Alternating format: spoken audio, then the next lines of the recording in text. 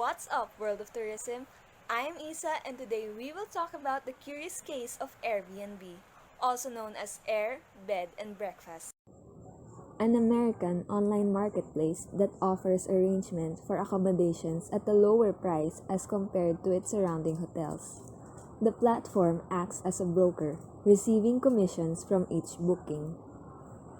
It attracts its customers to a three-way exchange of value between Airbnb, the hosts, and the guests. Hosts are attracted to open their homes for the guests, the travelers, primarily because of the income generated through renting out their extra space.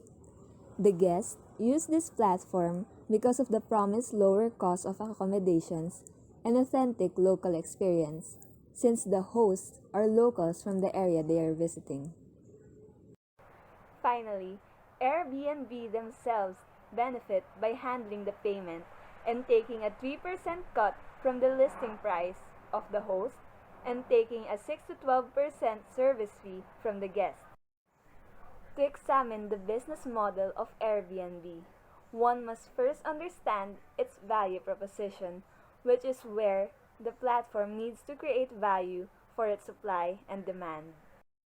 Apart from the financial aspect, which I have mentioned before, there are also the aspects of individual connections, a largely connected community, and the localization of information and recommendations, which can be provided by the hosts. Airbnb is adding value propositions to both sides, the hosts and the guests, that hotels will be hard pressed to compete against. There are various key partners, of which includes the hosts, investors and venture capitalists, the lobbyists, the corporate travel partners and managers. There are also some non-key partners, like the photographers who take pictures of the lodgings. The competitive edge consists generally of enhancing positive network effects between the participants, growing the platform while building a high trust relationship with the host and guests in order to keep on transacting with each other, and analyzing the data to fine-tune everything. The key resources, on the other hand, are the homes and events listed and requested, the user-generated content, data, and algorithms, the brand, the network between every participant, the skilled employees, and the platform itself. The customer segment part is the practice of dividing a customer base into groups of individuals that are similar in specific ways, such as age, gender, interests, and spending habits, in order to gauge and understand your market size from a micro and macro perspective, targeting the specific groups and therefore further smoothing the transaction. The most important thing for Airbnb to consider, perhaps, is to firmly own the customer relationship and to keep it within their platform because it is relevant for both sides to do so. Airbnb connects with its customers through largely online means like digital ad campaigns, social media, digital influencers, and other sorts of referrals. As a business, it is a given that Airbnb will have a monetary cost of operating, also known as the cost structure. Finally, we have gotten to the last part of the business model canvas, which is the revenue streams, which is defined as the way by which your business converts the value proposition or solution to the customer's problem into financial gain. Airbnb is shown to make their revenues by charging both guests and hosts. They can also gain revenue through paid advertisement on their website and app, the fee of professional photography in order to take pictures of the lodging, and cleaning services. Apps and websites have a way of generating profit and high sales growth without actually having a product. They both use paid advertisement, affiliate marketing, and referral marketing.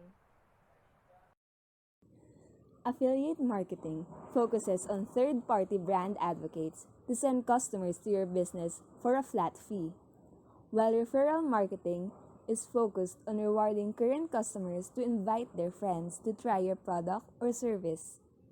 Paid advertising, on the other hand, is when marketers pay the owner of an ad space in exchange for the use of that space.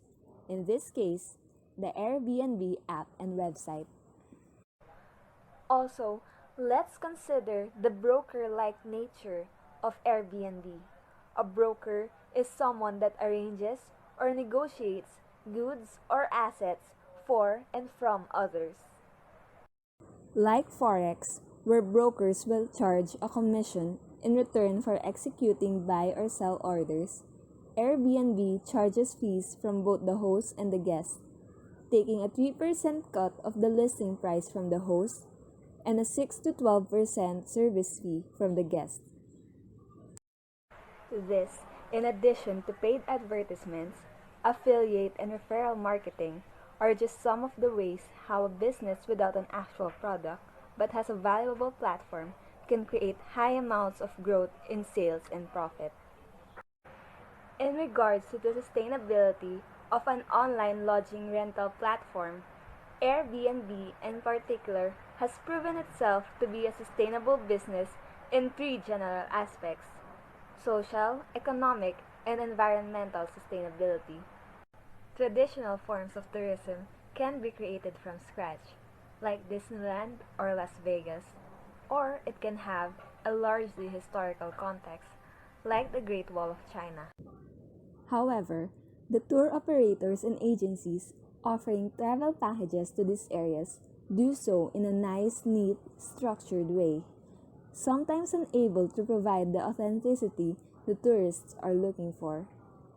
Airbnb solves this by providing an experience as authentic as possible through the locals providing the accommodations. Airbnb can also be economically sustainable. How? Well, tourism has always been one of the leading industries of the future, contributing largely to a country's economy. If Airbnb can assist the tourist, even a little, then it goes a long way in supporting the economical structure of a country. Also, the locals themselves are benefiting from this by gaining money by using the assets they already have, regardless if they've just graduated from college or are retired on fixed incomes. Environmentally, Airbnb and other online lodging rental businesses could make it possible that we'll never have to build another hotel. The space in the cities are only growing smaller, and if we continue taking space from the environment, well, I do not want to imagine what would happen then. So, we have seen that online lodging rental platforms can be sustainable. However, it has certain challenges that it needs to overcome in order to ensure its sustainability. A simple but possibly very damaging challenge are online reviews, which can affect the user's purchase decisions. Of course, this can be counteracted upon through proper and relevant improvements. Some of the main problems of Airbnb consist of safety and security issues, complaints, and reviews regarding adverse publicity, all of which are concerns regarding the quality of Airbnb listed accommodations.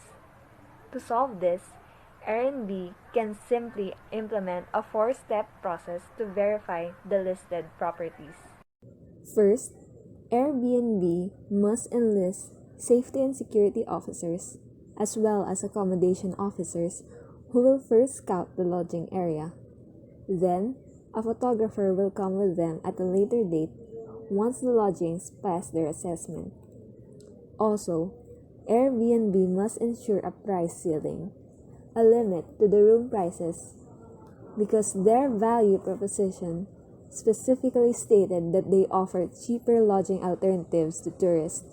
The purpose of Airbnb would be defeated if the prices were to match or to be even higher than the hotels around them. Then, when guests book a place, The host must provide a video live of the lodging area the guests will be using. Also, there should be at least one day before and after a booking that is reserved for the safety and security and accommodations officers to reassess the lodging areas. What's up, World of Tourism? Once again, I am Alyssa, and we have talked about the curious case of Airbnb.